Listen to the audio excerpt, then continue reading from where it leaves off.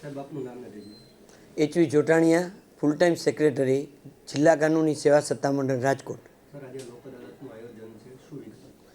આજરોજ તારીખ 13/12/2025ના રોજ રાષ્ટ્રીય મેગા લોક અદાલતનું આયોજન રાષ્ટ્રીય કાનૂની સેવા સત્તામંડળના નિર્દેશ મુજબ અને ગુજરાત રાજ્ય કાનૂની સેવા સત્તામંડળના ઉપક્રમે જિલ્લા કાનૂની સેવા સત્તામંડળ રાજકોટ દ્વારા સમગ્ર રાજકોટ જિલ્લામાં કરવામાં આવેલ છે.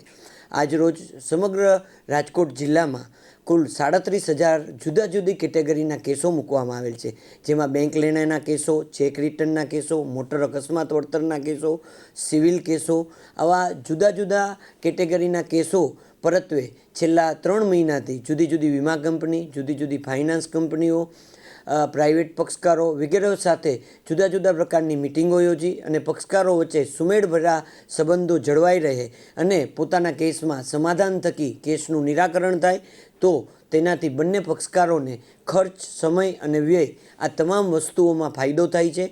એક તો પોતાનો સમય કેસની જે અપીલ કરવાનો હોય એ બગડતો નથી, નાણાંનો એ રીતે કે જો કોઈ કોર્ટ ફી ભરવામાં આવેલું હોય તો એ કોર્ટ ફી પણ લોક અદાલતમાં સમાધાન થકી કેસો પૂર્ણ થાય તો એમને કોર્ટ ફી પરત મળે છે. લોક અદાલતમાં સમાધાનથી કેસ ફેસલ થાય એ તકરાર નિવારણનો શ્રેષ્ઠ વિકલ્પ છે અને બંને પક્ષકારો હસતા મોઢે લોક અદાલતમાંથી સમાધાન થકી કેસનો નિકાલ થવાથી પોતાના ઘરે જાય છે. આ સિવાય જો કોઈ કોર્ટ ફી ભરવામાં આવી હોય તો તે પણ પરત મળે છે. અને આજ રોજ સમગ્ર જિલ્લામાં જે 37,000 કેસો મૂકવામાં આવેલ છે એમાંથી 60% ઉપરાંત કેસોમાં સમાધાન થવાની શક્યતા છે.